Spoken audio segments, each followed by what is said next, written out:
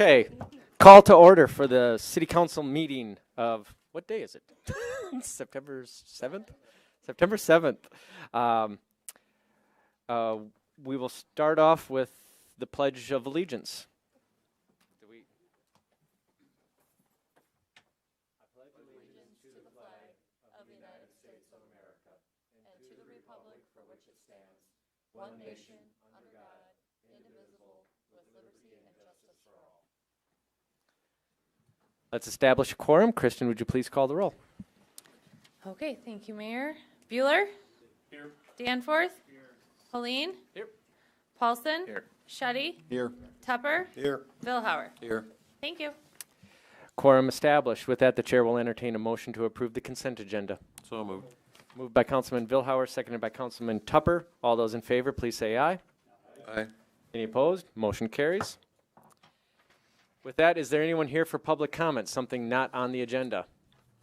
Seeing none, we'll move on to the approval of the agenda.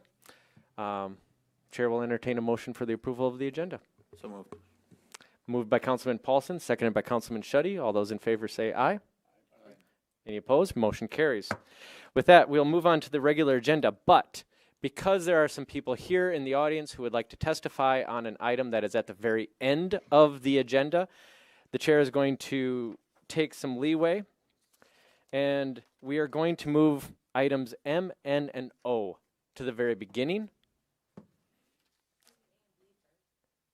We can do you need some time? They are, but we're going to move, we can do A and B. We'll do A and B first. So with that, the chair. Mayor. Yes, Councilman Paulson. Also of note, I will be recusing myself from letter F. All right.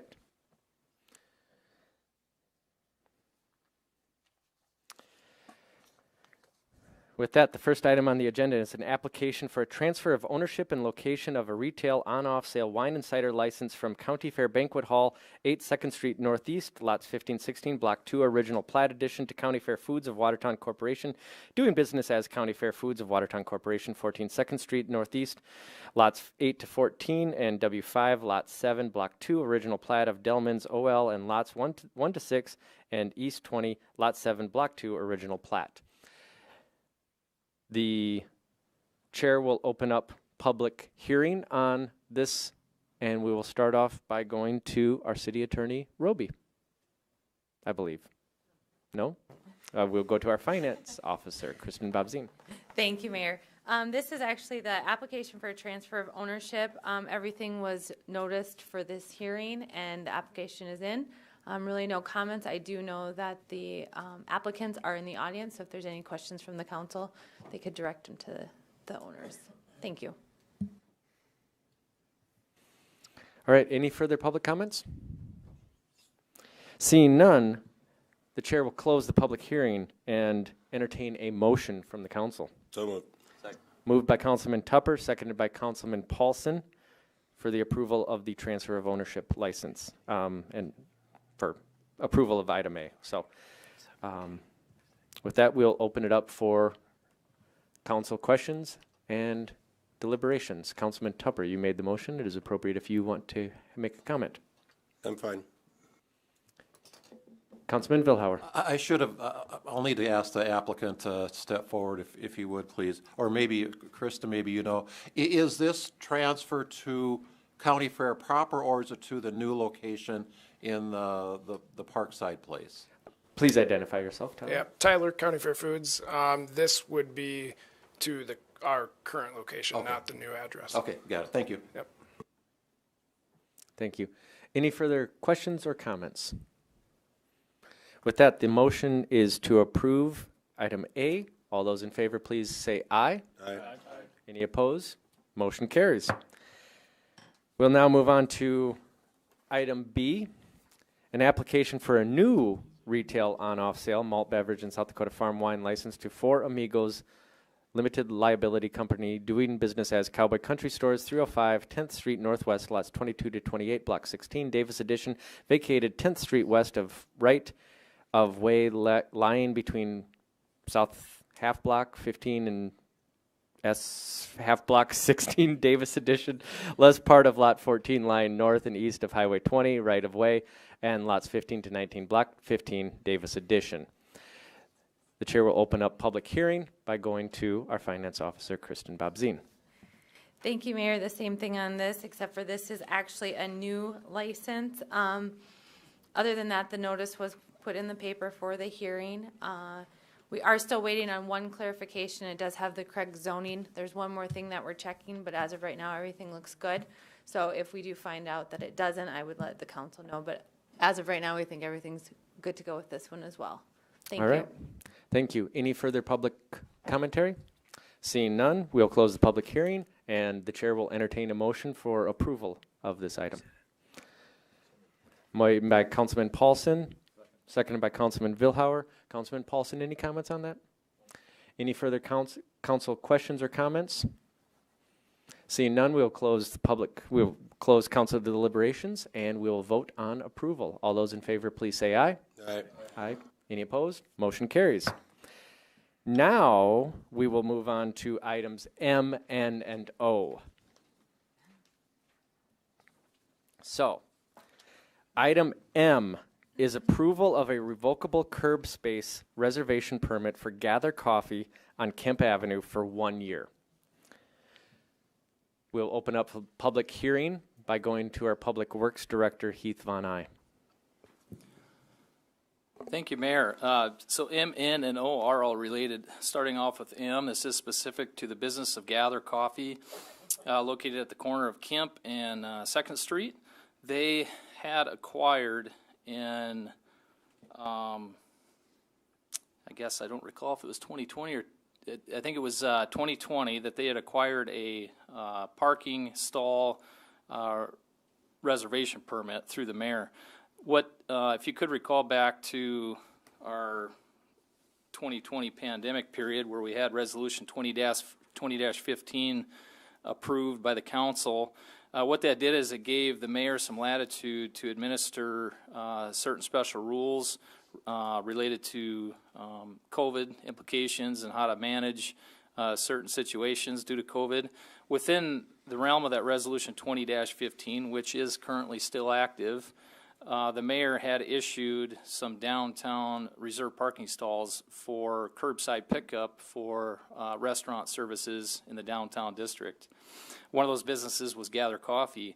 That permit was good for a limited time and duration, and now Gather is asking for a renewal of those curbside pickup parking stall reservations. And so I wanted to give some background context there, how it was obtained to begin with, and also shed light on Ordinance 190410. And this is in our current city code that does allow for curb spaces being reserved as approved by the city council.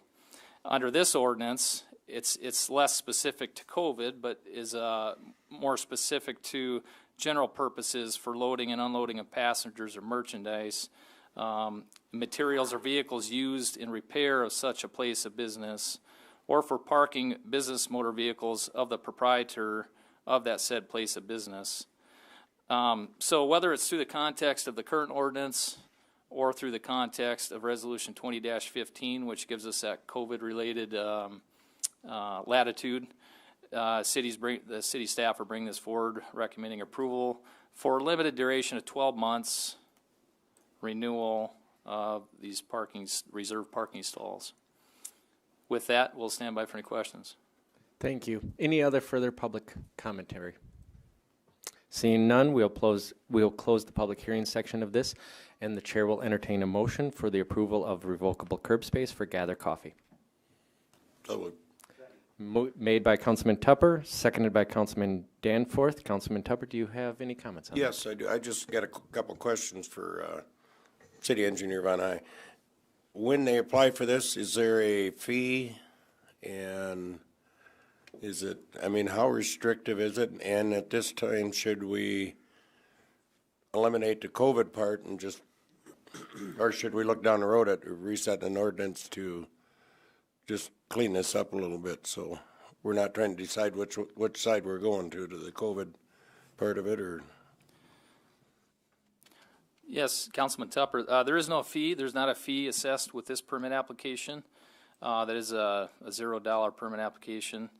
They simply submit the permit request and is facilitated by staff. This one specifically is for 2 parking spaces on the east side of Gather.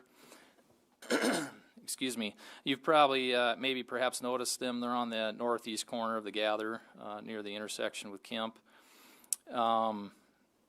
As far as other regulations, we do ask that their signing doesn't obstruct the ADA required accessibility for the sidewalk. We require they keep a certain width there for a pedestrian pathway. And other than that, both of these current permits that have been utilized recently do have their own custom-made signing, if you will. Now, the second part of your question, I guess that does bring up a larger discussion of, how extensive the council wants to get with allowing on-street parking and reserved stalls on street in the downtown district. Personally, as a city engineer and administering right-of-way regulations, I can see it being, I don't want to call it a scapegoat, but a good reason, due to the COVID pandemic still being active, that these be renewed. I think that gives these businesses an opportunity to continue to help them to survive and thrive on the curbside pickup functionality that they currently have and they've had through 2020. And with COVID again on the uptick, I think it's a good reason to renew these. I think it's open for discussion whether it would fall under the current ordinance language, though, whether it would be appropriate to renew them or not. Well, and that's one of the reasons I asked, is because I see there's down the road, there's another one that's asking for one that isn't a restaurant. Correct. Which I see no problem with, but then again, where do we draw the line? Because I also have a downtown business person that's asked me if they can apply for one. So, pretty soon we're going to have personal parking all the way downtown, so.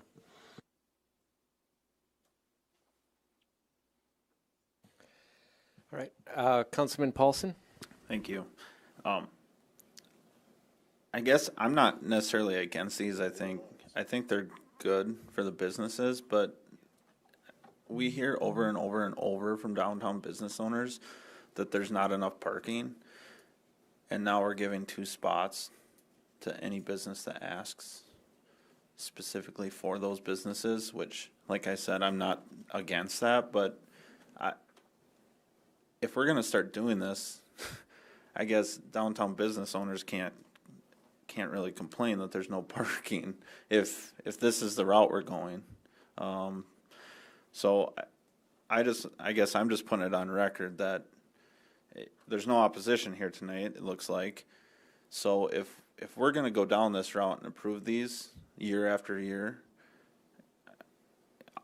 I guess I don't want to hear from downtown business owners that there's no parking downtown, because I don't mind walking around the corner.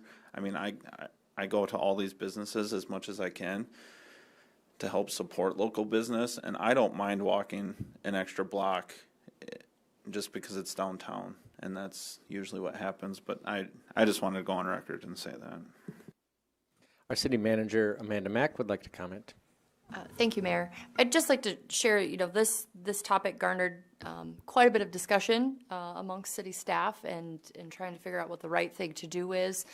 We ultimately recommended approval of these because of the situation that garnered them in the first place. We know that these both Gather and Mavericks are still dealing with the effects of COVID, and as it continues to rise, that may continue to be an issue. More people are using the carry-out option. One thing that I think we do want to make clear is that they're not really enforceable. So if someone is parked there who's not utilizing one of those businesses, we will not send the city PD out to tow that vehicle. So it's a little bit of an honor system and being respectful for what is there. So those spaces are available to the public, but given the current situation, we felt it was important to recommend approval. We did add the 12-month language because things may look a lot different a year from now.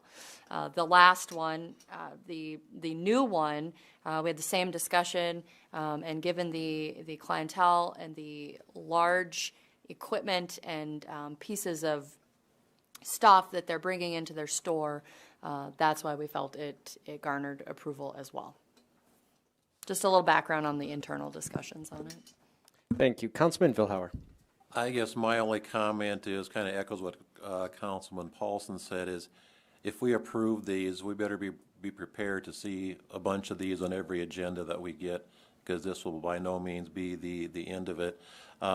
Just a little bit of background. A couple years ago, had a downtown business owner ask me the very same question, and I ran it by the mayor at that time, and was told really that between the mayor, realizing the council had the ultimate decision, between the mayor and the police department was not in favor of granting it, and I relayed that back to the business owner, which if these are approved, I'm going to go back to the business owner and encourage them to, consider reserving some spots in front of their location. Thank you. First District Director Todd Keyes. Todd Keyes, I'm going to testify on behalf of the Watertown Planning Commission. What we see as a professional planner and also on the Planning Commission is that you're seeing trends in ways that communities use their Main Street and uptown, downtown differently than they historically have done in the past. And so I would say that if the Planning Commission was to talk about this, if you're looking for some guidance, one thing that I would look at doing is that you would only allow the specific reservation to certain types of businesses that actually have the need to allow, maybe it has to do with food or something along those lines, where people, COVID has taught us that there's different ways of doing business and different ways of having different business models. And some of these business models made it available to these businesses, made them successful, and able to keep their head above water. And once people start doing that, again, it's a small town. I was in Chicago a few weeks ago, it's like you walk a block or two and there's no place to park at all, but you still have ways to access, and there are still some businesses that have parking in front of their place for a limited time. So I don't think it's a bad idea. I think you do have to exercise some caution, but I think it might be a better idea just to take a look at it as a mass and have the staff and Planning Commission come back with a suggestion on, if you're looking at allowing that in certain circumstances, what would those circumstances be? And that's the planning and zoning comment. Would anyone like to speak before Councilman Paulson speaks a second time? Councilman Buehler. Thank you, Mayor. I think, one of the key words here is these are revocable. And I think the spirit and intent of this was obviously for COVID issues. And so I think we have the opportunity to revisit this in a year and, so it doesn't get out of control. Thanks. And Councilman Schutte. Yeah, I would agree with Councilman Buehler that being that it's written with under the COVID scenario, would keep it at least, could potentially keep it under wraps, as far as getting out of control. I would hope that it falls in the category of just to work through the season that we're in. And then, of course, revisit it someday with the Planning Commission or whoever else. Thank you. Any further comments? Councilman Paulson. Thank you. I guess one comment, I think we should have some rules in place before we just apply it to anyone who applies or grant it to anyone who applies, because I do think this could get out of hand pretty quickly. Like Councilman Vilhauer just said too, is he's going to encourage another business owner to come apply because they had already asked for one in the past. And I think and I don't know what those rules are, and I don't know how we're going to set those rules, but I don't know if I feel comfortable just saying yes to whoever comes in. Any further comments? Councilman Vilhauer. I guess I would like to follow up. I mean, I appreciate Todd Keyes' comments. I'd like to see our staff and the Planning Commission get together on this and make some recommendations to the Planning Commission.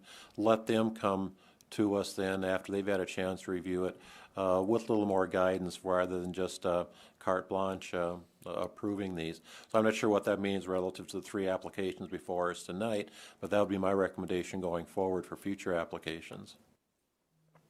City Manager Mack. Thank you, Mayor.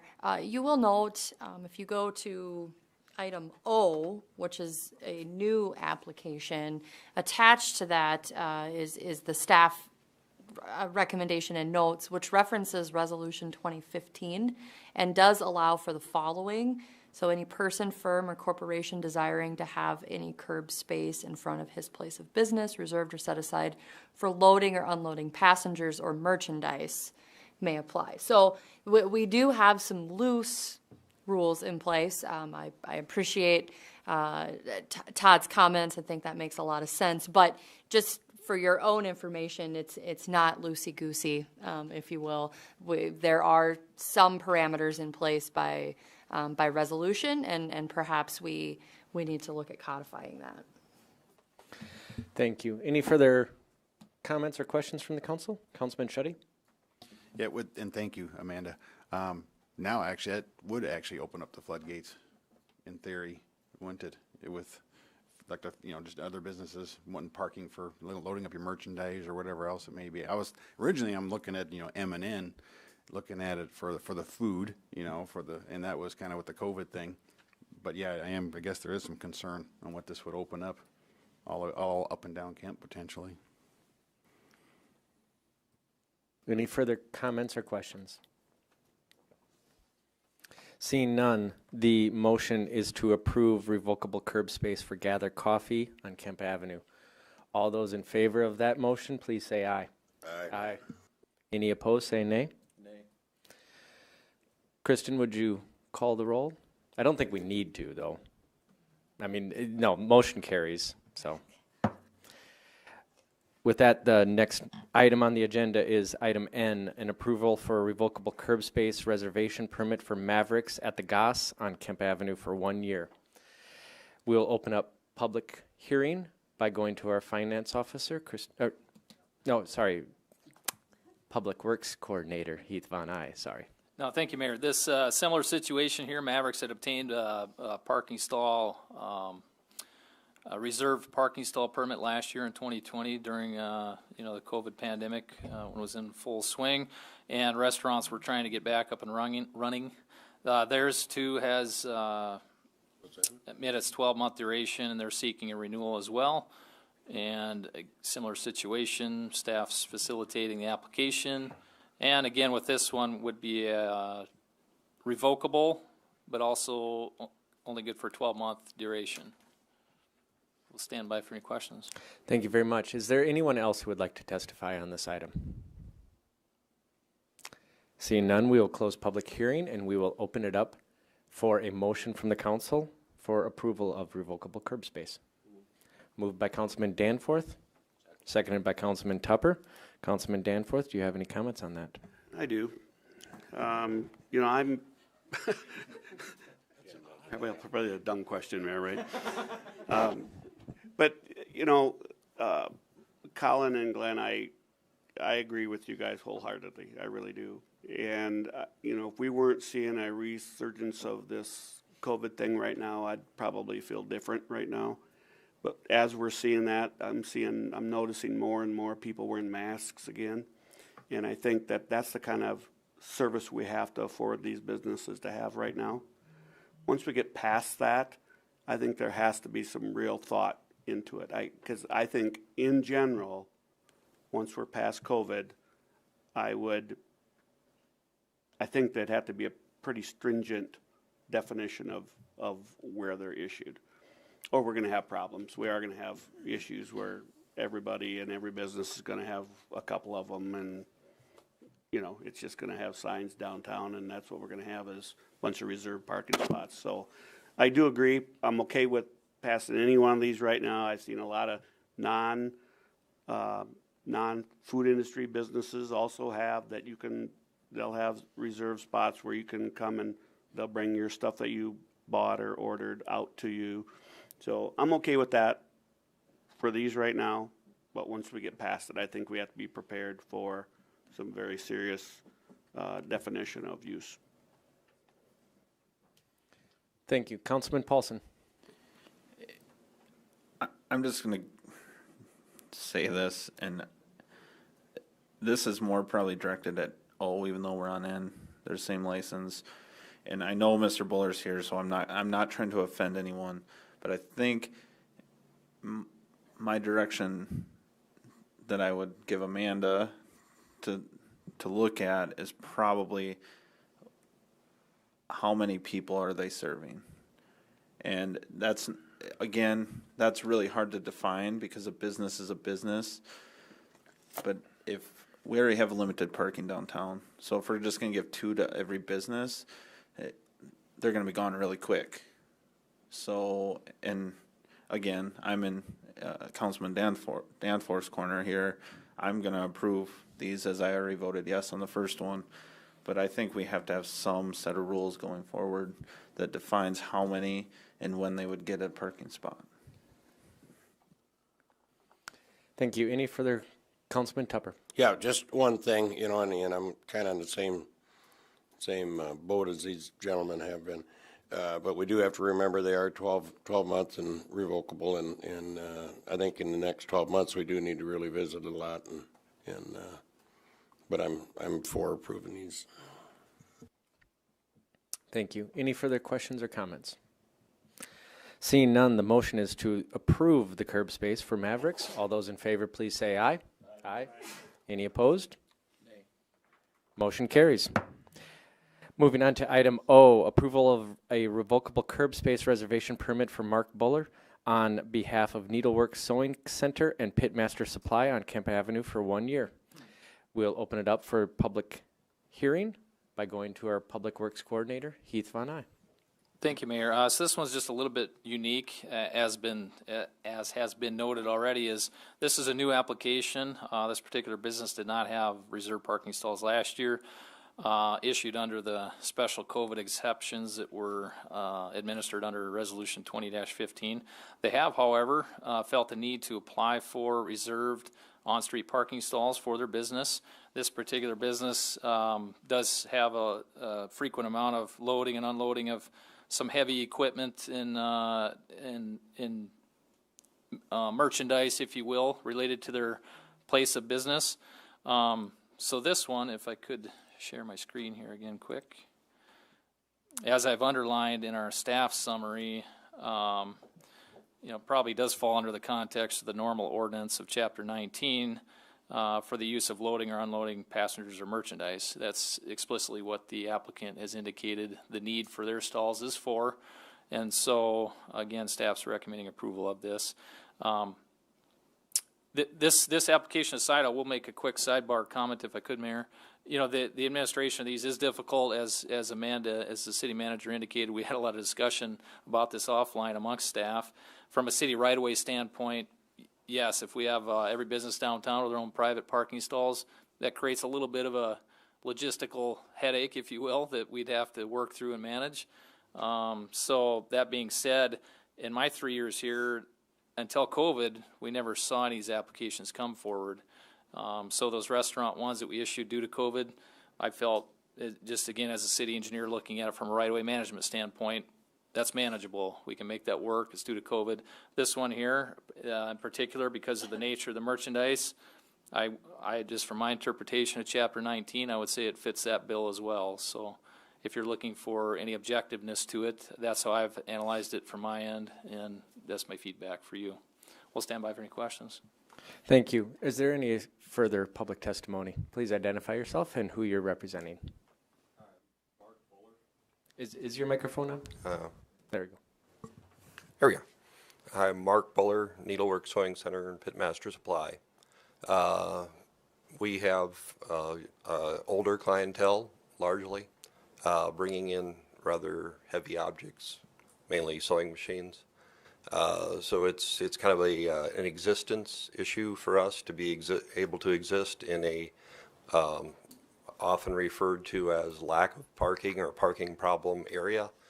And also with the pellet smokers, we have 40-pound bags of pellets going out frequently.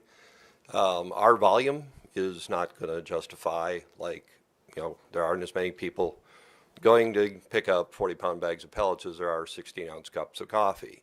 Nor, a person can walk a block and pick up a 16-ounce cup of coffee. But do you want to carry a 40-pound bag of pellets a block? Probably not. If you can't get into my store, you're going to keep driving. So it does become an existence issue. And if we want to exist in, we've heavily invested in downtown Watertown, or at least my particular address we have. Try to make it really nice from what it used to be. Maybe y'all can remember that. Sherwin-Williams paint store was there. So I guess that's just my plea, is that maybe this is a non-COVID related type permit in my request. It's an existence. I'd like to exist in downtown Watertown. Thank you. Any further public testimony?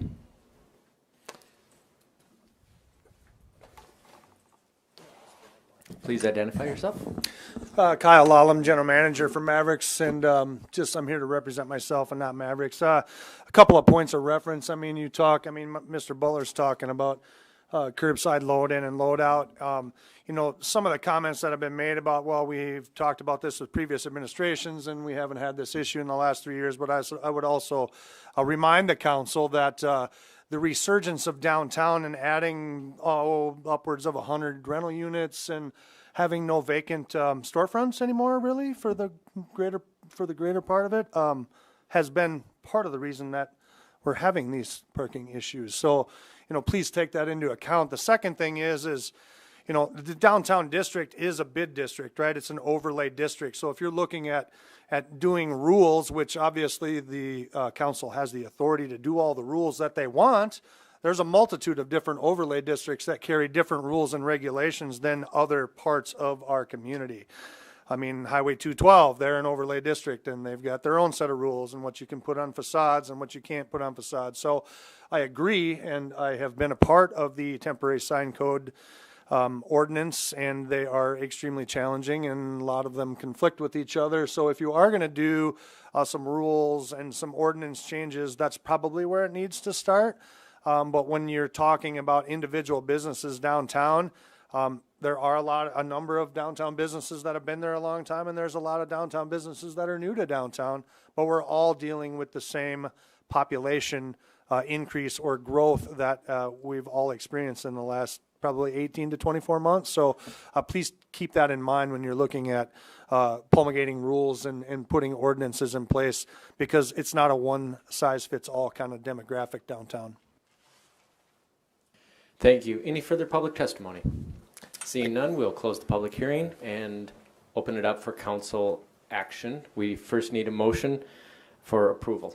So moved. Moved by Councilman Paulson, seconded by Councilman Vilhauer.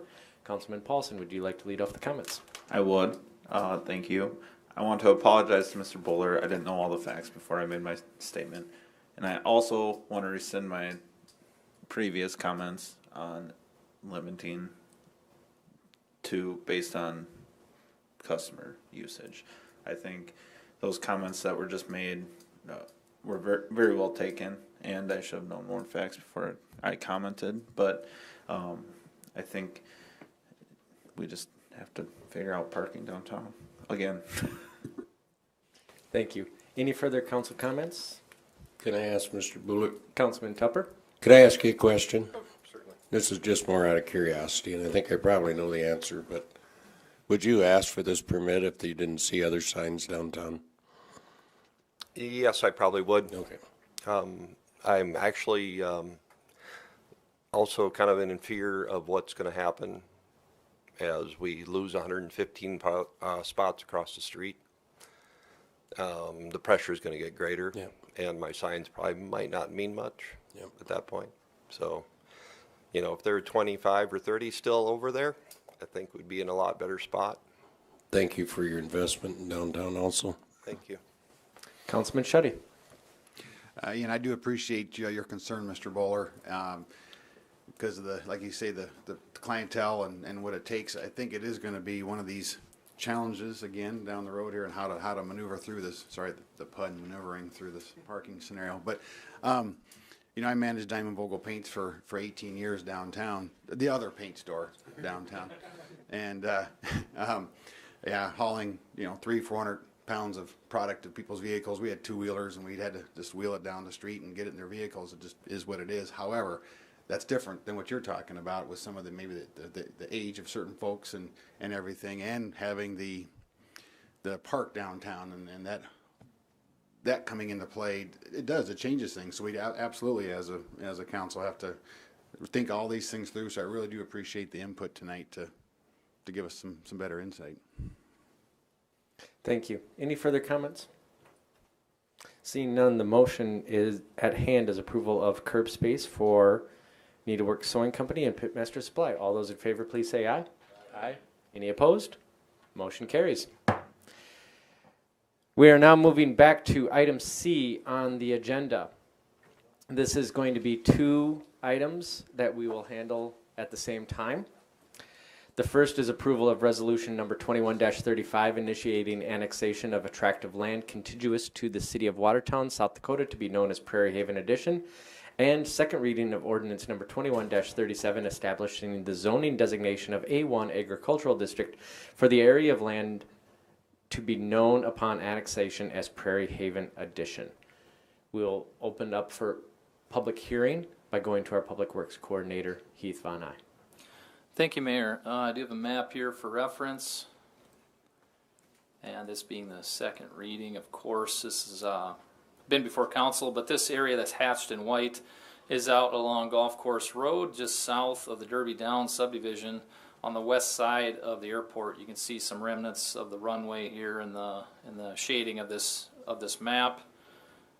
And again, the white hashed area is what's being proposed to be annexed and zoned Ag, A1. It is contiguous to the city.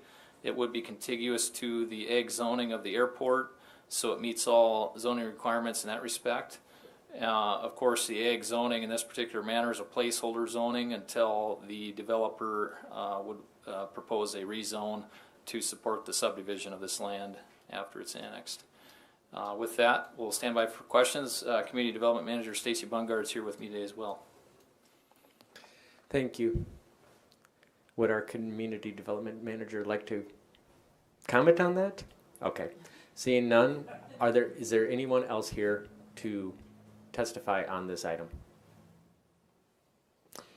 Seeing none, we will close the public hearing and look for council approval of both resolution number 21-35. We will take them separate as votes, but let's start with the first one, which is approval of resolution number 21-35. Motion made by Councilman Paulson. Seconded by Councilman Schutte. Councilman Paulson, would you like to lead off comments?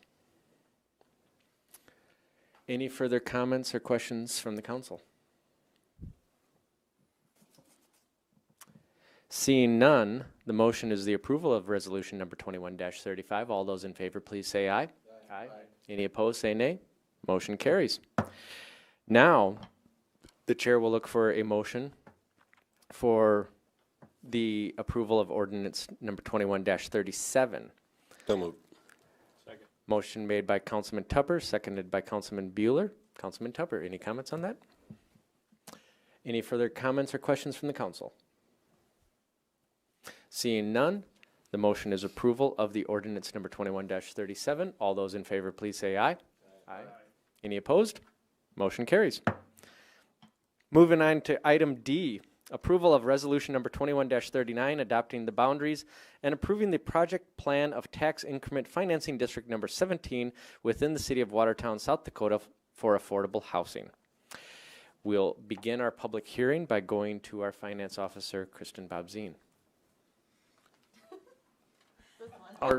I'll take this one. Okay, I had it as Kristen, I'm sorry. Yeah. Somewhere over here. That table. Thank you, Mayor. Tax increment district number 17 is a proposed tax increment district. Essentially, it's encompassing the land that was just annexed and zoned by the council in the previous actions. It is a TIF district that it's expected to generate, let me see here, $5.6 million in increment revenue over the 20-year life of the TIF. It's classified as an affordable housing district. This particular parcel is expected to, there's expected to generate, let's see here, 72 homes on this parcel.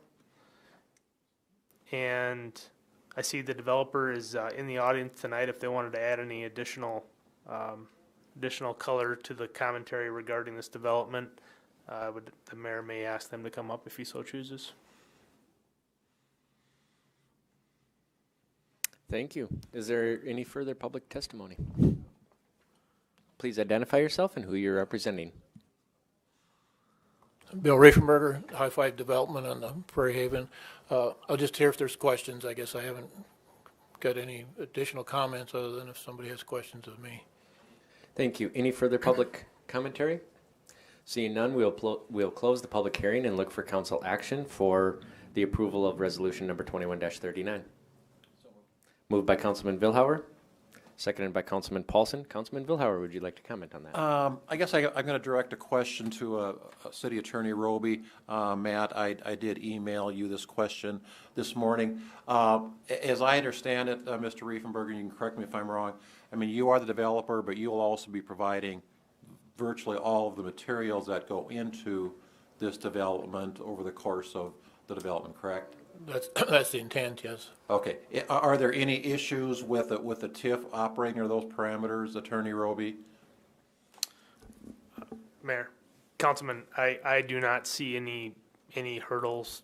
So just to expand a little bit, I really don't see it any different than any of the other TIFs we've approved, frankly. It just so happens that this developer also owns a building center, but at the end of the day, I don't see the functional difference between the previous TIFs and this TIF. Follow up. Just want to make a comment. I had occasion to sit down, as well as a few of us actually, with the developer earlier on, and very excited about what this could bring to the community relative to affordable housing. So I applaud you for taking this step forward, and good luck going forward with it.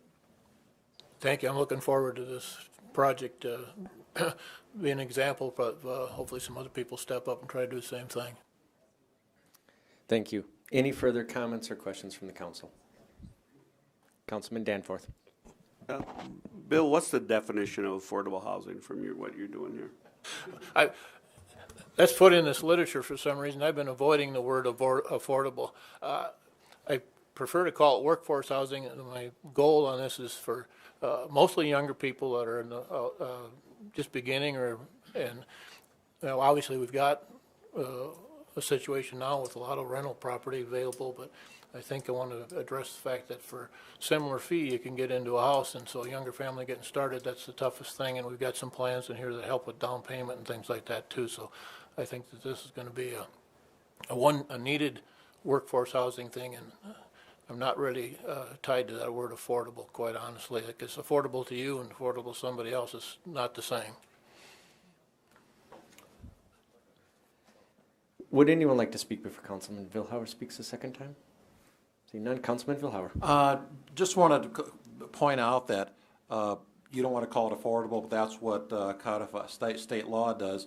I mean, this was specifically brought into play in the 2018 legislative session, so it's not as though we're inventing something new here or trying to force it into some other hole in the TIF rule. No, I think there's been, along with Watertown, I've been on many meetings and boards, and obviously being on the council, and those discussions came up, and affordable was always something that was too vague, but the workforce seemed to be the more commonplace discussion, and I know that that's been some of the state comments too on that, is trying to work for that effort. And also, I'd like to point out that this does not harm our school district relative to how our state aid from education is computed, so that we're not harming our school district by implementing this TIF. I believe that's a fair statement, as I understand the TIF rules. That's correct, Councilman. Thank you. Thank you. Any further questions or comments? Councilman Just Tupper? Councilman Tupper. One quick question for Mr. Riefenberger.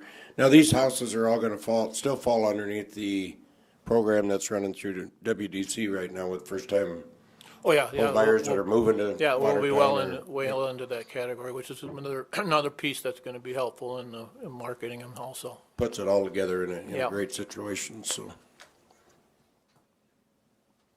Thank you. Any further questions or comments? Seeing none, the motion is to the approval of Resolution 21-39. City Attorney Roby? Yeah, if I may just add one piece that I forgot to mention. There will be another action forthcoming on a development agreement related to this TIF. At this time, the developer is seeking some program funding from the South Dakota Housing Development Authority. And if that goes through, that'll mean one version of the development agreement. If it doesn't go through, it might mean another version of the development agreement. So once that gets flushed out, you'll have the development agreement up for your consideration. Thank you very much. With that, the motion is for the approval of Resolution 21-39. All those in favor, please say aye. Aye. Any opposed? Motion carries. Moving on to item E, a second reading of Ordinance number 21-13. An ordinance amendment to Chapter 5.03, Summary of District Regulations of the Revised Ordinances of the City of Watertown to clarify and establish street cut procedures and limitations. Now I believe I'm right in going to Public Works Coordinator Heath Von Eye. Absolutely. Thank you, Mayor. This is, again, an item that's familiar to the council. It's been through first reading, and we attempted a second reading, I think, once, if not twice. But I think we've got it down now where we've circled back and addressed some of the great comments through the discussion that we had regarding our street cut ordinance. And that's really what this amendment is doing overall, is we've got an existing street cut ordinance that requires contractors to get a permit from the city engineering office before cutting into our streets. It requires their responsibility in reconstructing those cuts back to their pre-existing condition or better. And what this ordinance amendment does is the main component was to put a moratorium on cutting into any new streets that were 5 years of age or newer. We have in the recent past seen unfortunately some trench cuts and cuts made in our asphalt and concrete streets that are fairly new. And it's not uncommon for communities to put a moratorium on cutting into their new streets. Now, with that being said, there is an exception to that rule where they can apply to the city engineer for variance to that rule. If there's no other means or method or way to get done what they need done, if there's a emergency water main break that needs to be repaired, for example, we're obviously going to accommodate that and work with the utilities or their contractor to make that work happen. What this is meant to do is just prevent any of those frivolous or excessive cuts into new streets that we know could be prevented if there's another way, workaround to accomplish the task at hand. Some of the discussion recently was regarding the penalty. I would note that we did put language in this amendment to quadruple the permit fee for work performed without a permit. That current permit fee is currently at $50, so that penalty fee that would be assessed would be $200. That permit fee is established by a fee resolution adopted annually by the council, along with a host of other fees that we administer in community development, engineering, and other departments of the city. So if the council would like to entertain increasing that, that's definitely something staff could work on, is look at that permit fee of $50. Maybe that needs to be increased, which would then subsequently increase the penalty. But as it sits right now today, if this were to be adopted, the permit fee is $50 and the penalty would be $200. With that, if you could recall too, we added some testing requirement language for density testing on any backfill of material into any trench cuts in our roadways as well. Those are some of the highlights of the ordinance amendment, and I'll stand by for questions. Thank you. Is there any further public testimony? Seeing none, we will close the public hearing and open it up for first council action. We are looking for an approval of ordinance number 21-13. Moved by Councilman Schutte, actually, and seconded by Councilman Vilhauer. Councilman Schutte, would you like to lead off comments? Any comments or questions from the council? I do. Councilman Vilhauer. I'll direct this to our Public Works Director or City Manager. You folks are probably getting tired of me asking this question about a stretch along South Lake Drive. Some cuts that have been made. That was a new road, I think 3 years ago maybe, and that has been cut into so many times since that time. There's 4 cuts out there right now. Would this have prevented those cuts from happening, or would there have been a variance approved for those? Great question, Councilman Vilhauer. I believe, from my knowledge of at least a couple of those cuts, that we would likely have issued a variance to allow development to occur. One of the larger cuts is related to some development to serve some sanitary sewer to a property that's going to be developing. So in that situation, the cut would likely have received a variance. I can't necessarily speak to some of the others, but there have been recent instances, for example, in the downtown area, a third-party private utility company wanted to cut into one of our brand-new concrete alleys. Thankfully, our utility partners over at Watertown Municipal Utilities notified the engineering office of this because they receive all the one-call locate requests, and they let us know that they were proposing to cut into our new concrete alley. When we found that out, we immediately got a hold of that utility, that third-party company, and talked to them and facilitated a way to avoid having to cut into that concrete. They ended up boring in their utility line. So those are the examples that we would look to avoid cutting into those new surfaces and find ways to accomplish the work by other means and methods. Thank you. Thank you. Councilman Bueller. Yes, thank you, Mayor. This question would be directed at Public Works Director Von Eye. Just out of curiosity, how many, in a year's time, how many people would we typically have that make an illegal cut? Is it a small number? I would say that, yes, that number is getting smaller as we continue to educate the contractors about the permit requirements. It's pretty, to throw a hard number at it, Councilman Bueller, I don't know if I'd venture to even guess, but less than a dozen that are not obtaining a permit, I would say. And for those that didn't obtain one, we follow up with them. They're pretty reactive and responsive to come in and get one. Thank you. Thank you. Councilman Paulson? Thank you, Mayor. I want to address kind of what Councilman Vilhauer said too. I think what this ordinance would also do in the case of those cuts on South Lake Drive is you're going to get a bigger patch. So hopefully you're getting a better patch associated with those. So even if they're allowed, you're still going to be held to the patch requirements in this ordinance. But then my second comment is I just want to applaud the staff for all the comments that we've had on this and working through it. So thank you. Thank you. Councilman Danforth. Not specific to this ordinance, but we have a lot of different areas where permits are required. And to me, we should just have a flat fee for noncompliance. I don't think it should be a factor of X what the fee is, because noncompliance is noncompliance.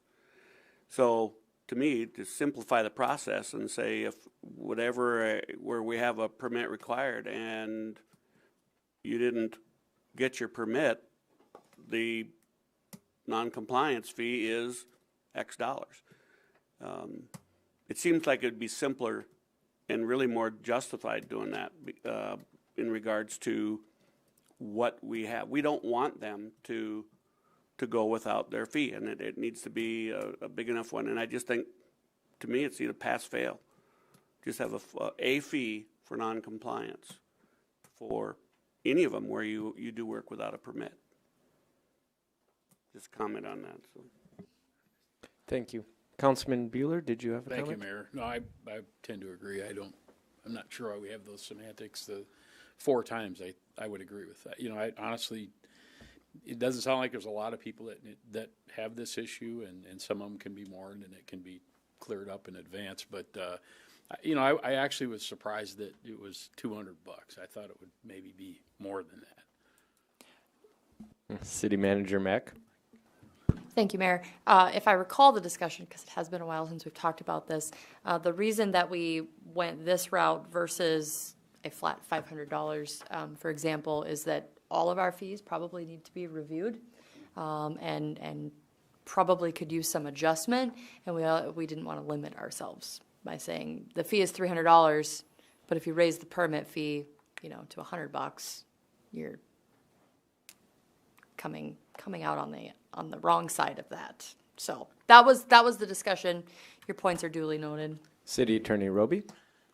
Thank you, Mayor. I'd just add a little bit to that. So in our ordinance right now, so backing up a second, state law gives us the ability to essentially classify our ordinances as class 2 misdemeanors, which carry a penalty of up to $500 or 30 days in jail. That number used to be 200, and I'm not sure what year it was raised, but when my predecessor was here, he did quite a bit of tweaking to the ordinance, and I know that he added in provisions in multiple ordinances, making sure there was a penalty provision. And that penalty provision is still $200 or maximum of 30 days in jail. So A, that can be raised up to $500 if the council so chooses in every ordinance. And then B, so the reason that quadruple language was put in there is because it right now equals $200. And so if we were to assess a penalty to somebody and they refuse to pay, the only recourse we have is to go to court, and then in court I can only ask for up to $200 right now. So if we were to say it's a $500 penalty, but then I go to court and I can only ask for $200, doesn't make sense. So long story short, if we want this fine to be more, we need to first increase our penalty amount of $200 up to perhaps $500. How's that sound? I guess I would say I think that it would make sense to look at this and revisit the fee structure for such things. I would be in favor of that.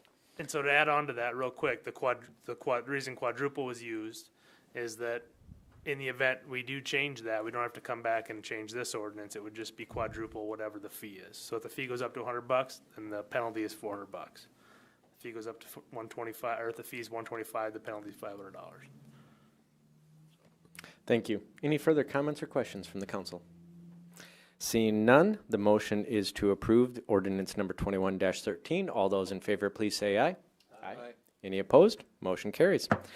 Item F is first reading of ordinance number 21-38, amending the zoning map of the city of Watertown, South Dakota for a portion of block 8 and 9 of the Platte of Valley View 3rd Edition from R1 Single Family Residential District to R2 Single Family Attached Residential District. We'll begin. Councilman Paulson. I will be recusing myself because, well, anyway. I will also answer any questions. I'll go out there and answer questions if there are questions on this behalf. Very well. We'll begin public hearing by going to our Public Works Coordinator, Heath Von Eye. Thank you, Mayor. This is the first reading of an amendment to our zoning map for the city of Watertown. It's for a portion of Block 8 and 9 of the Platte of Valley View 3rd Edition. It's to be rezoned from R1 Single Family Residential to R2 Single Family Attached Residential District. J&J Land Sales is the petitioner to rezone this particular land. I do have a map I'll share.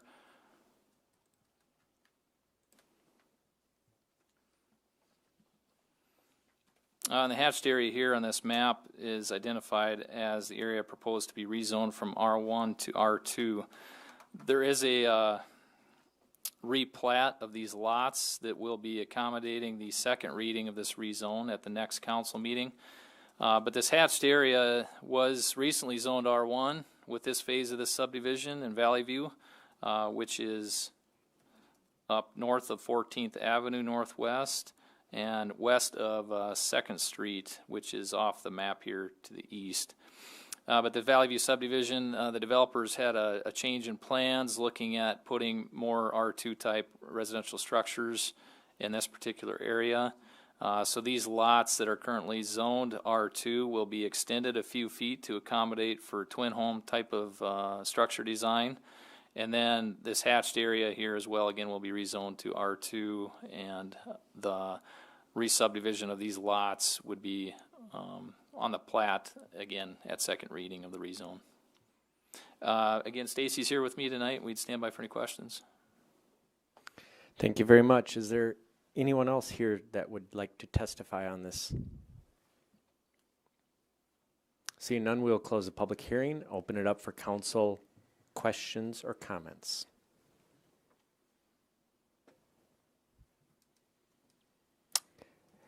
Seeing none, we'll move on to agenda item G. First reading of ordinance number 21-39, authorizing the finance officer to certify the property tax levy to the Connington County Auditor. For this, we will go to our finance officer, Kristen Bobzien. Thank you, Mayor. This looks a little bit different than in years past. Normally, the property tax levy is actually part of our budget ordinance, and as we have changed our budget timeline, that won't be approved until November, but this requirement is still has to be done prior to October 1st by state law. So what this is doing is this is going to set the property tax levy for the general fund at $3,931,400 for property taxes payable in 2022. So if there is any questions, I can try to answer them. Otherwise, thank you. Thank you. Anyone else like to testify on this? Seeing none, we'll close the public hearing, open it up for council action or council questions and comments. Councilman Vilhauer. Finance Officer Bobzien, how was that figure arrived at? So what that is actually the CPI plus growth. So what I do is we receive a letter from the state recognizing what the CPI increase is going to be, and then the county auditor does provide the growth. Okay, thank you. And then, as I understand it, when we have our budget hearings next month now, and you know let's say the bottom line is totally out of whack of what we were anticipating, we're locked into this figure relative to our property tax assessment, correct? That is correct. And the property tax levy is in terms of what the council can do. This would be the max that you could take. You could take less if you wanted to, but this is the max. Anytime you want to increase taxes, other than the CPI plus growth, would take that. There's a couple different ways of doing it. Thank you. Yep. Thank you. Any further comments or questions from the council?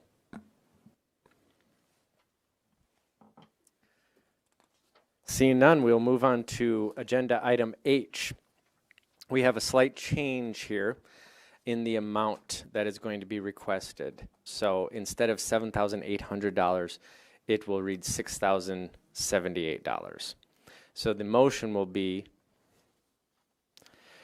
to approve a request from the Watertown Senior Activity Center for a contribution in the amount of $6,078 for temporary wall panels for the new community center. We'll begin the public hearing by going to our city manager, Amanda Mack. Thank you, Mayor. This item comes to the agenda, request of Councilmember Tupper and Danforth. The last time the Seniors Activities Center was in front of us, they had commented that the temporary wall panels were no longer going to be a part of the construction with Craig Properties, and they are coming to us to ask for those dollars for the temporary wall panels. Thank you. Is there anyone else who would like to testify on this? Seeing none, we'll close the public hearing and open it up first for council action for an approval of the contribution. Made by Councilman Danforth and seconded by Councilman Bueller. Councilman Danforth, would you like to open up comments? I would. I'd like to actually just make a statement here on it. For a long time, the senior center has been in city property, and we've had certain obligations that have went with that. when they're going to this new building, because this is building related, is why I supported this. I made a comment when they were here last that that I could see consideration of this. I think it's a good move from our standpoint. But I do want to just make the comment that this in no way makes any kind of an ongoing commitment on our part. I would not foresee that. But I think the fact that they're going into a new building and we won't have our obligations, I think it's a necessary item for them, and I think it would be good of our support. Thank you. Councilman Tupper. Yeah, I'll have to agree with everything that Mike just said, but also just give you a little explanation why the way less amount than what they originally asked for. Original was just an estimate. We had to get something on the agenda. They did finally get the actual bill the other day, so thank God it came in quite a bit less. And I agree that they will, you know, when they take ownership, or not ownership, but the property that they're going into, at least with Craig Properties, which is only $1 a year for 99 years, that will relieve the city of a lot of responsibilities of the old building, and also going to make way for some new construction downtown. So I totally do support this. Thank you. Any further comments or questions from the council? Councilman Vilhauer. Just a clarification, this is a contribution to the Senior Citizen Center versus we buying the panels for their use. It's, in other words, it's one of ownership of the panels. Correct. They would own the panels. Okay. Thank you. Councilman Paulson. Thank you. I guess I do agree with this request because, like we have talked about in the past, I think going from a city-owned building to this, we should make the accommodations that they're set up properly. But I think we have to also make it known that request after request, I don't agree with. Going forward is we can't have constant requests from really any business owners. But I just wanted to put that on record that I do support this because of the circumstance, but going forward, I probably will not. Thank you. Any further comments? Seeing none, the motion is to approve a contribution of $6,078 to the Watertown Senior Activity Center. All those in favor, please say aye. Aye. Any opposed? Motion carries. Item I is authorization for the city manager to sign the financial assistance agreement and assurances of compliance with Title VI of the Civil Rights Act to register the City of Watertown with the American Rescue Plan Act and receive funding as allocated by the state of South Dakota. We'll begin our public hearing by going, I think, to our city manager, Amanda Mack. Sure, I'll try. This action tonight allows us to start the process to request the $3.7 million that will be allocated to the city of Watertown from the COVID money, if you will, from the federal government. We've not determined any uses for those dollars yet. I imagine that'll be part of our budget discussion. There's some projects that we believe will qualify, some that we're trying to figure out if they do or not. So this action really is to just start that process. Thank you. Any further testimony? Seeing none, we will close the public hearing and open it up for first council action for the authorization for the city manager to sign the agreement. Moved by Councilman Vilhauer, seconded by Councilman Paulson. Councilman Vilhauer, would you like to begin comments? Maybe you've already answered my question, Manager Mack, but do we have a good idea what eligible costs are? Or is that the $69,000 question at this point? It's a little of both. We know that infrastructure projects do qualify. We have to be careful on what types of infrastructure qualify. Like right now, streets do not, but they seem to change the guidelines quite regularly. We know that economic development purposes qualify. So that could be a myriad of things. We're not getting a lot of direction from the state. They're telling us, apply for your money, and then if you do it wrong, the feds will tell you. So that's what we know. And Kristen can probably give more information. Yeah, so we do not have our dollars in hand from this rescue package? No, we do not. The first package, we got those dollars, what, last year already? Okay. Any further questions or comments? Oh, Finance Officer Bob Zine. Thank you, Mayor. The only thing that I'll kind of point out that's a little bit different with this plan than the COVID dollars, the COVID dollars were based on a reimbursement process. By us doing this and getting set up with the state, essentially what will happen is we'll get our money in two parts with the requirement to spend it by, it is December 31st, 2024. You have to have at least started your project, and all the money has to be spent by 2026. If it is not spent during that time, you will be returning it to the federal government. So those are really the difference between a reimbursement plan and kind of a front-loaded plan. So this will get us started. I can apply, I can get the money in, and then we can start to determine those projects. Thank you. Any further comments or questions? Councilman Bueller. This would go to Public Works Director Van Eye. Is this applicable to bridge construction replacement? You said roads, but I'm just curious. No? Okay, thanks. I guess it was to you then, Kristen. Any further comments or questions? Seeing none, the motion is authorization for the city manager to sign the agreement. All those in favor, please say aye. Aye. Any opposed? Motion carries. Moving on to item J, authorization for the city manager to sign a proposal and software service agreement with OpenGov for community development software.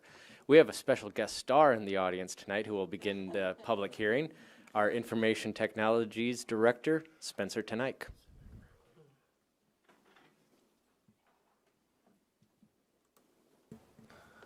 Well, thank you guys for having me. I have a PowerPoint if anyone wants to sit through it. It's 9 slides. If there's, I don't know what your guys' thoughts are on that. It just kind of goes over the process of what we went through. You want to go through it? Yeah, go for it.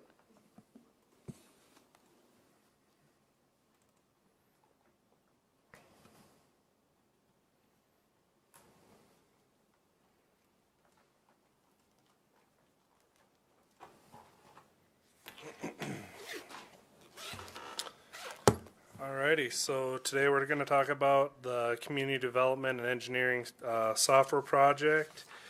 First, I'm going to go through the process that we did to work through this. This process started a long time ago, but throughout different staff changes and whatnot, is we have finally made some headway in the last year here. So the process was we formed a task force for a software selection. Then we identified our weaknesses, really wanted to focus in on where we think a software could help us, and obviously establish the goals for that. We demoed multiple softwares, I think 10, I don't know, a lot. And then we brought it in front of the Public Works, Finance, and Safety Committee on April 19th, where a couple of you guys were on the council at that time, and it was a lot of interest was talked about there. We followed that up with several reference checks between the two top software choices that we had, and we ultimately made a selection. And then we took a public stakeholder meeting where we brought in contractors and developers and did a demo with them, showing them the front end of the website, which also went pretty well. There was questions, but nothing that negative towards the software really came out of that. And then I worked to negotiate the best rate possible.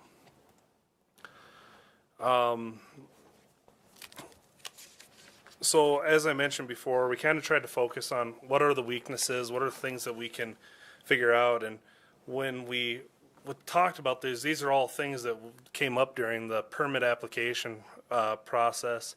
of potential issues that we had internally. And I don't mean to speak for anyone in Public Works, but ultimately what these kind of boil down to are just a couple main issues. And I think one of the big ones was just like email overload. Our process was just very email driven. And to the point when you got, it maybe works pretty okay if you got a couple people doing reviews and a couple permits on the docket at once. But when you start expending that, it really just becomes like chaos and very hard to manage. So, yeah, long story short, this is some of the inefficiencies we found through the process. Also, I should note that scanning in paperwork, we had a fairly paper-based system, so this would digitize that. And we also had an issue where the inspector was a little more disconnected than what we would like. So, hoping that will be resolved also. Well, if you have negatives, you want to have a goal to fix those. So, really, I boiled this down. We wrote down a big old list of things that of goals that we had, and it really can be boiled down to we want to provide better customer service, and you can do that in two different ways. There's kind of the external process, which makes that the customer makes it easier for them to apply for a permit, but it's also the internal process of how we can process through those permit requests. So I really just tried to dial those down, and at a very high level. On the external process, the portal's got to be extremely easy to use, very, very, streamlined and easy for the applicant, and then also take online payment. Those were some of the goals we had. And our internal process, we wanted to have a software that handled most of the engineering and community development functions in one software. We need that data to be accessible whether you're in the office or out in the field. So being able to do it mobile was a request. And we needed to be able to find our data easily and make reports out of it. And we needed a software that was stable. That's been a real problem in the last couple of years here with our old Access database. And it needed to integrate with a plan review software and GIS. In our case, Bluebeam and Esri ArcGIS. And then we wanted to really focus on workflow throughout this process, where there's a defined workflow on every step of the way. There's a workflow that's not only that we have internal, but the end user can see that workflow and where it is in the process.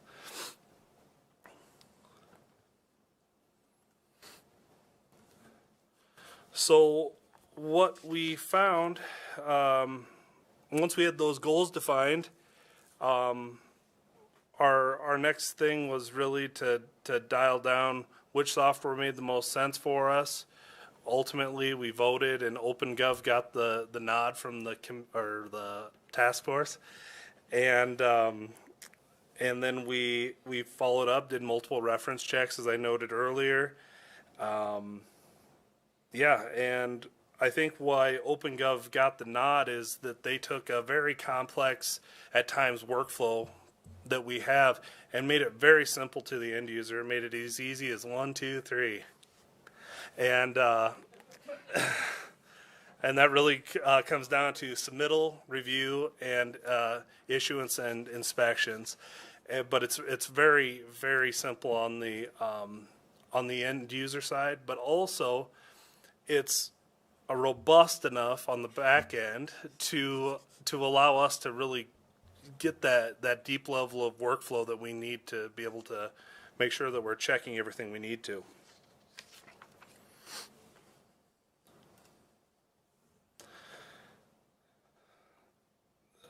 It's going to feel a little redundant because obviously our goals and our efficiency gains are a little bit the same, but we really think that this is going to help us have easier access to records. We're going to eliminate a lot of duplicate data entry that we do right now. It's going to allow us to have access in the field. eliminate that travel time in between like inspections, having to drive back to the office to go check where your next inspection is, for instance, is something that might happen today. It's going to eliminate some surprises. One of the questions that came out of the Public Works, Finance, and Safety Committee meeting was the overlay districts, and can an applicant be notified if they're in a flood zone when they're applying? So that's going to prevent those surprises at the end.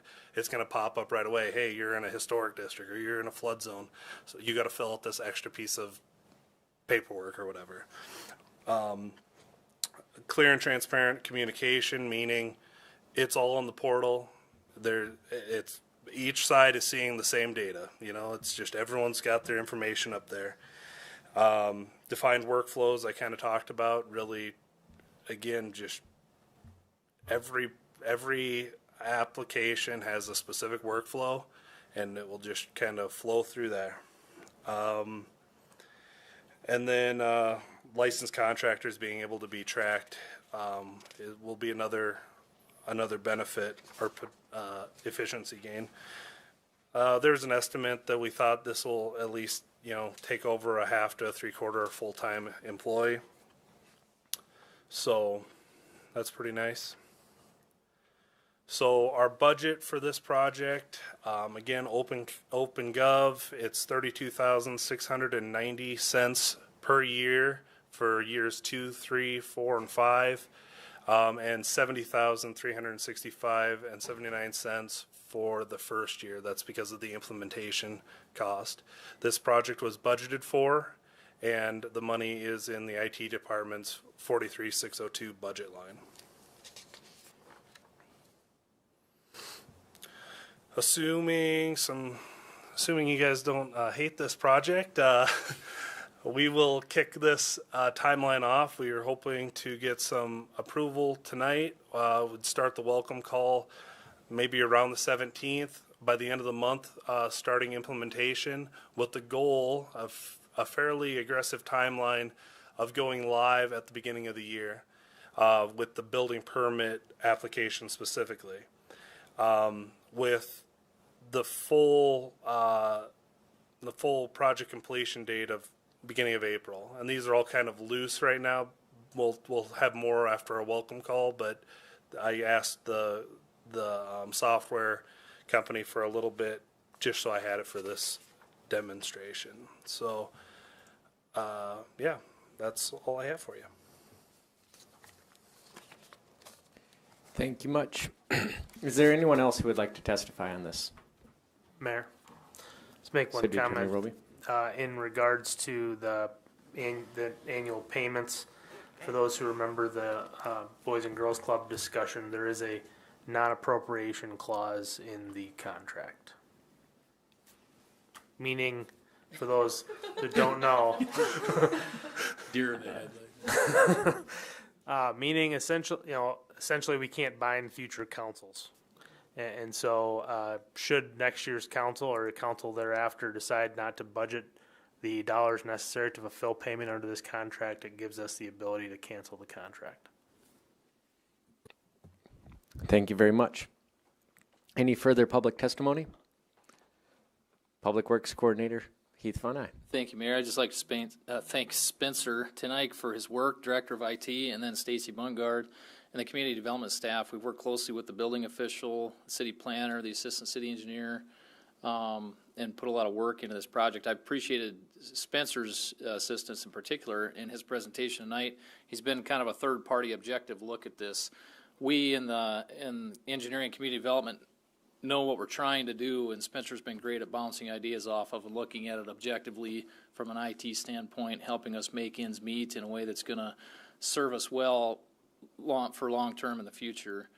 And I just wanted to make that note, and then also in regards to our public outreach meeting that we had a couple weeks ago, we invited several developers, contractors, people that would be utilizing this software, and more or less got either neutral or positive feedback on it. And I think that in this industry, when we're issuing last year over $100 million in valuation of building permits for structures being built within the city, I think it begs the question, and I've actually been asked this by colleagues and people in other communities, have you gone online yet with your permitting? Have you gone online yet with your permitting? Have you gone digital yet?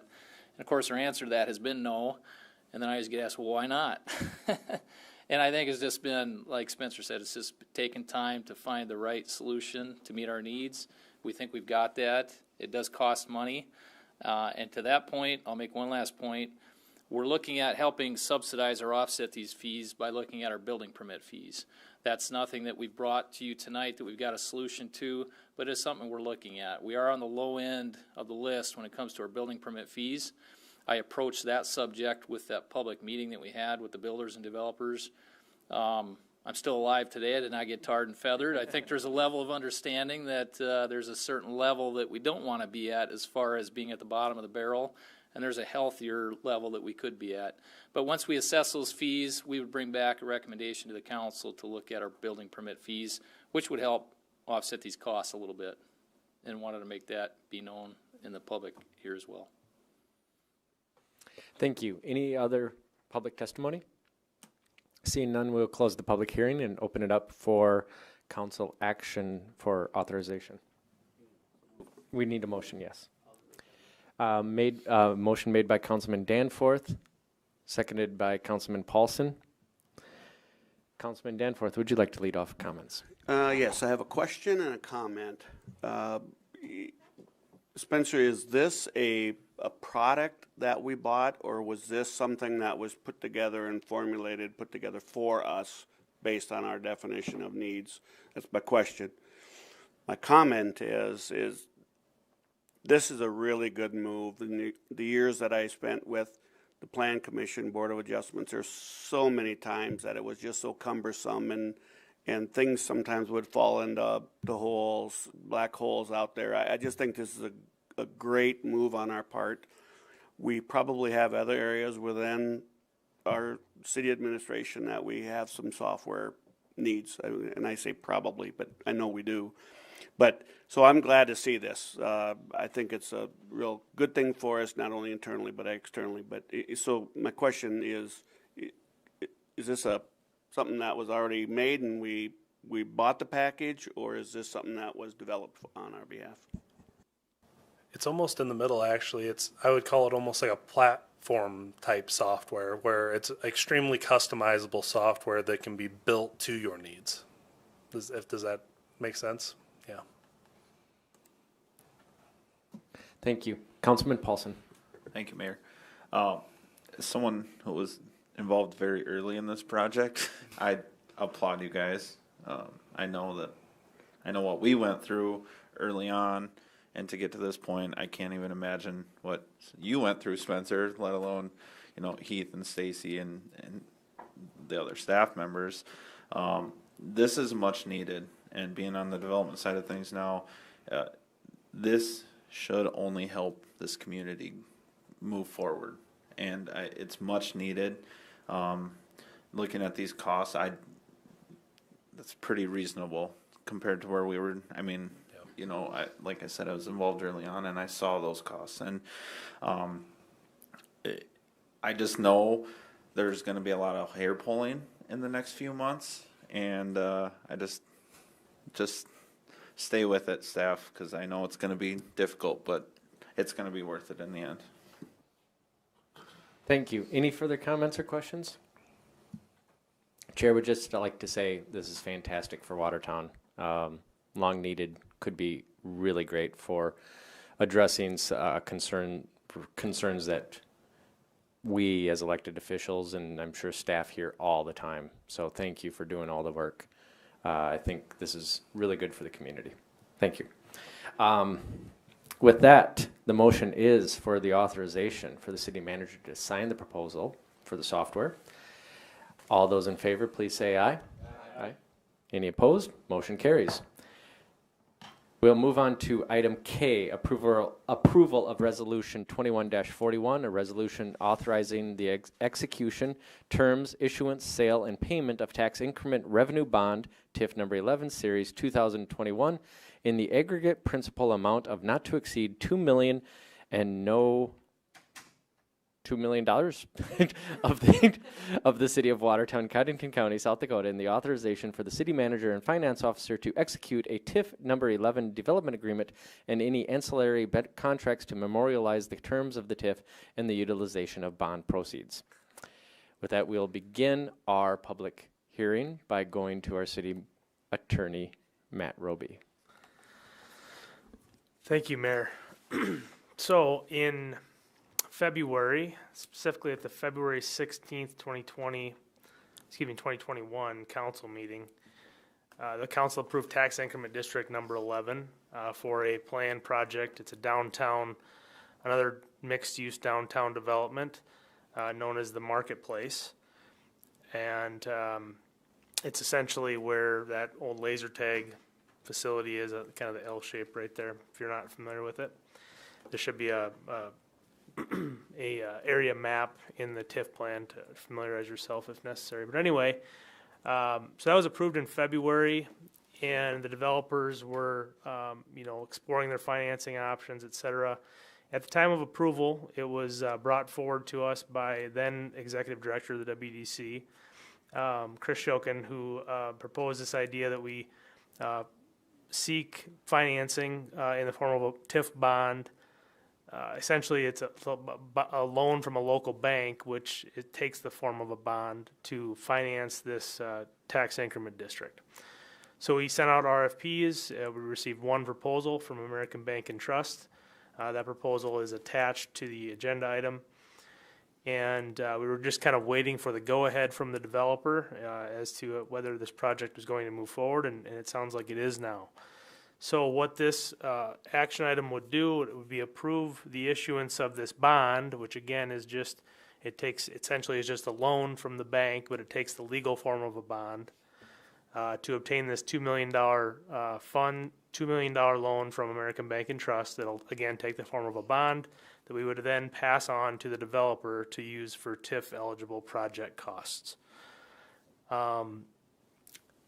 This is basically a one-stop shop approval, so it would authorize the issuance of the bond, the entering into any agreements with the bank, as well as the agreements with the developer to memorialize the terms and the repayment of the bond with the tax increment proceeds. One kind of piece to this that maybe deserves some discussion is the increment district. So the increment district doesn't start generating revenue until after the project is completed and the new assessment occurs and the increment revenue starts to come in from the state.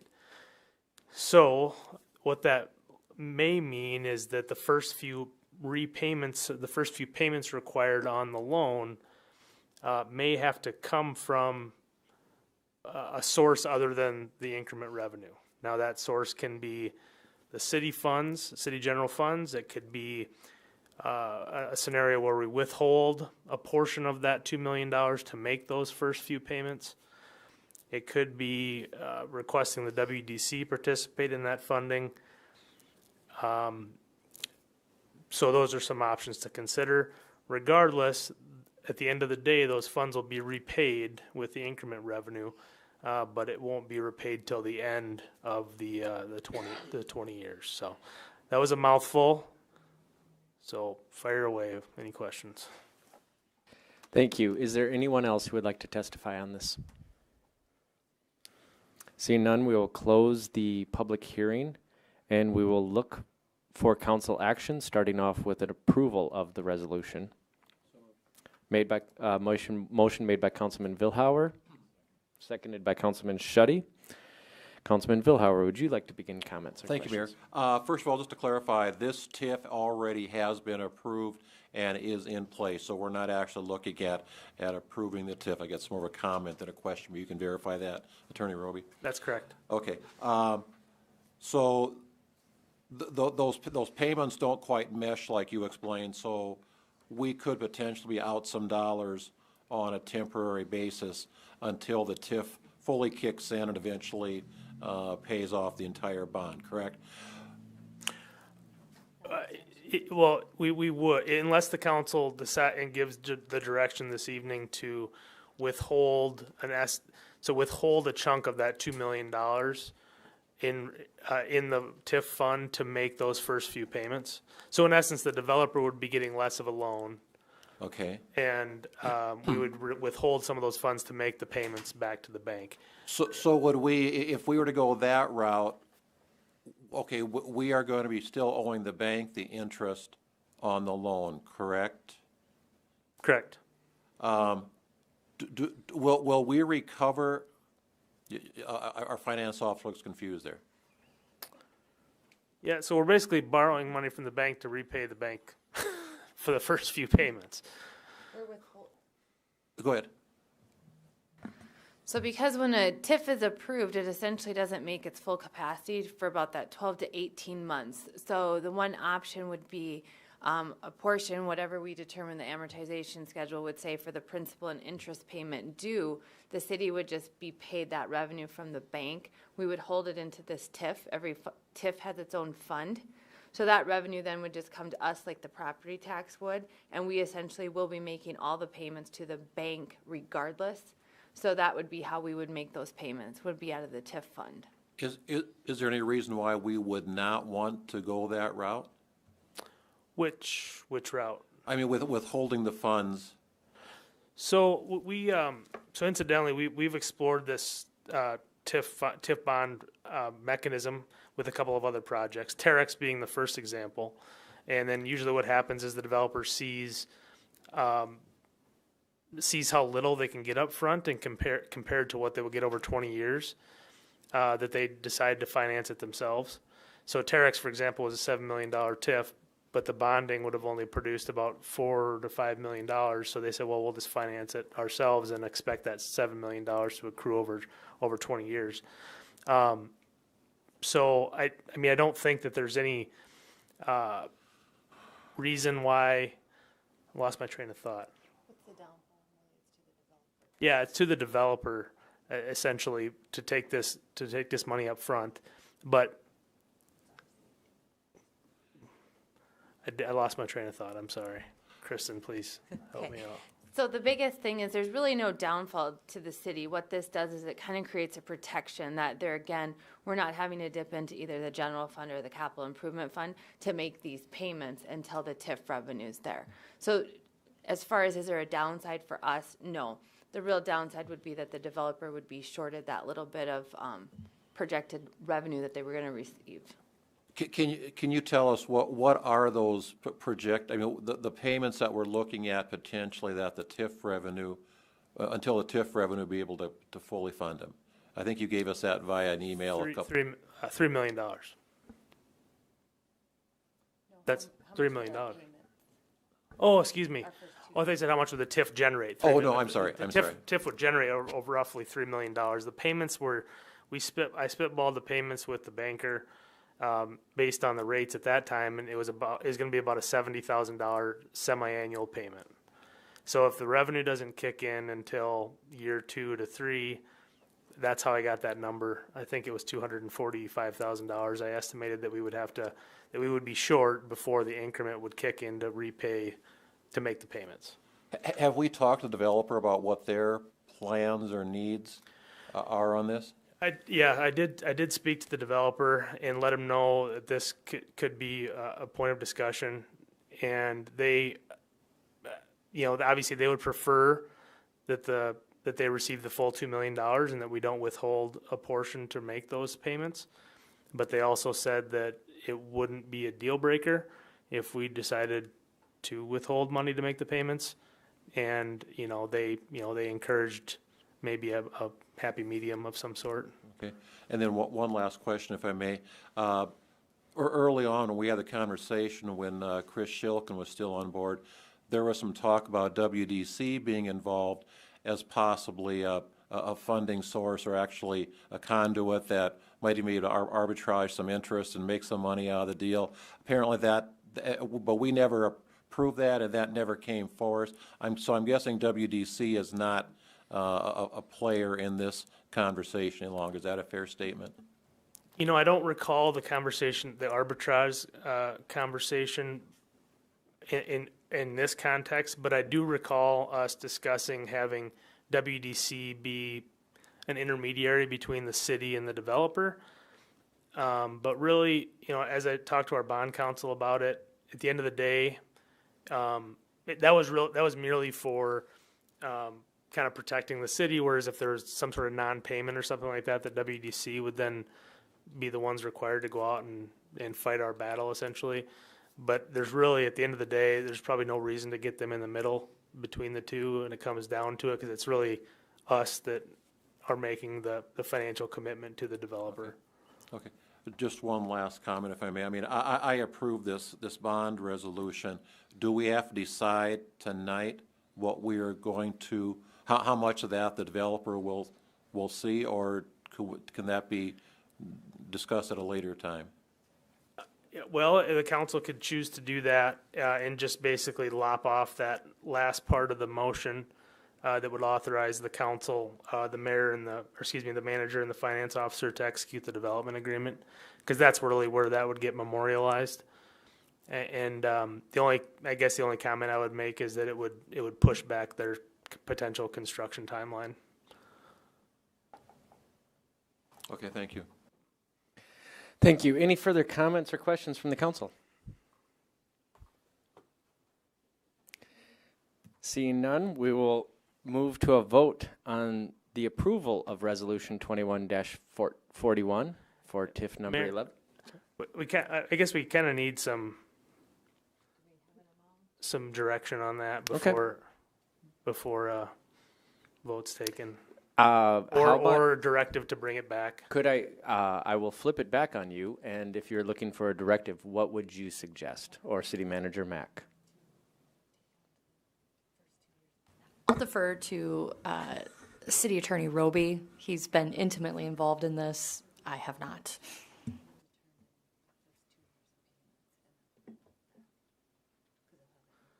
Finance officer is suggesting to me that we would withhold the first 2 years of payments. And I just recalled when I lost my train of thought of there what I was going to say. So here's, in relation to that, when we went out and sought a quote on bonds from Colliers, our kind of our traditional company that we use for bonding, they actually built that into their model where the first couple of years, so it might be a $10 million bond, but they would actually build in that the city would retain some funds from that bond issuance to make those first few payments.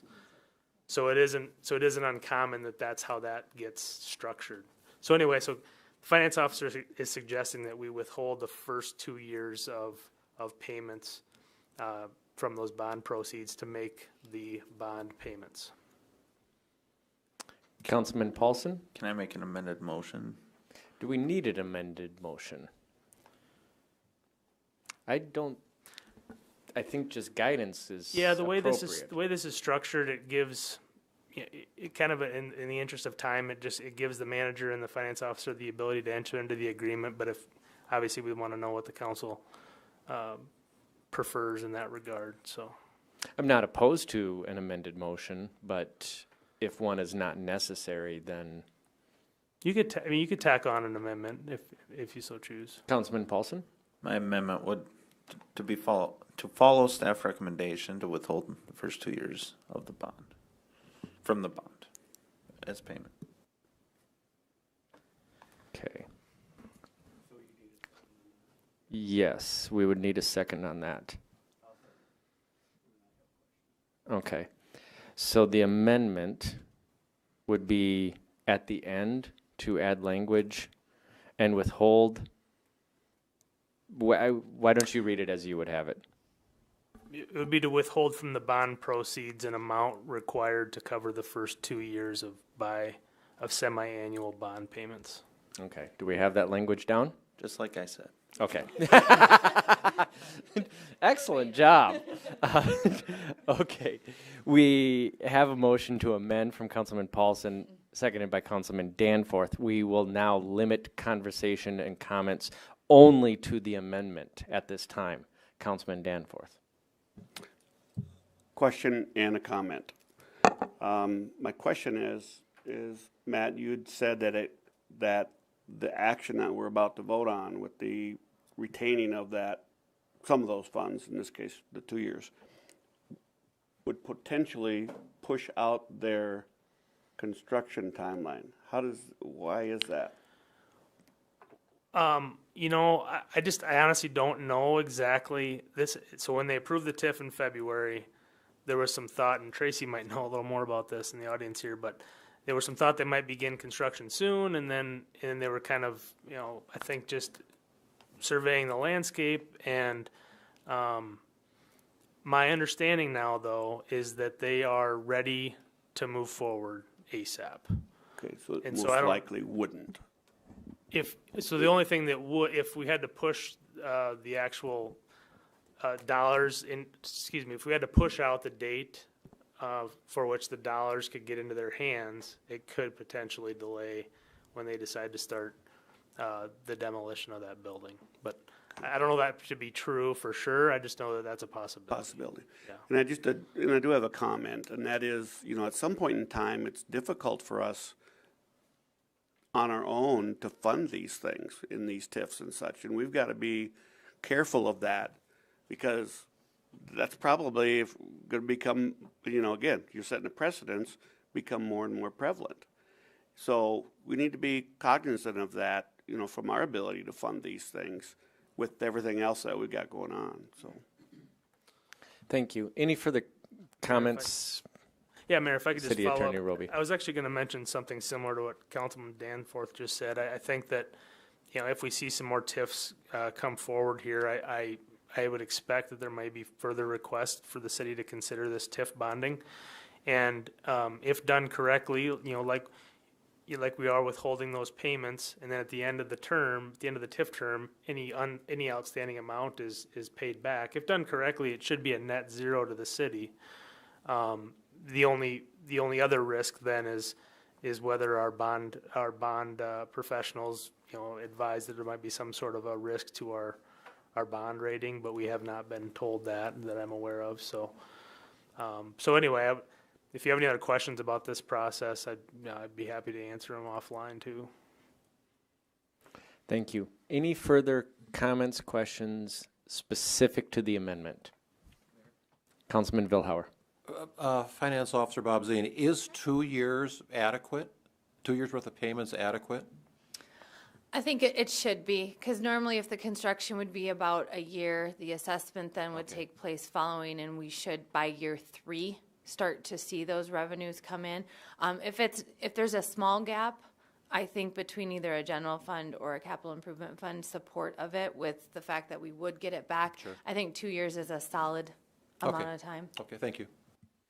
Thank you. Any further comments or questions on the amendment? Seeing none, we will vote on the amendment. All those in favor of amending this, please say aye. Aye. Any opposed? It is thereby amended. We are back to discussion upon approval of Resolution 21-41 as amended. Any further questions or comments?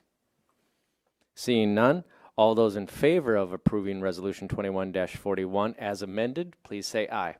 Aye. Any opposed? Motion carries.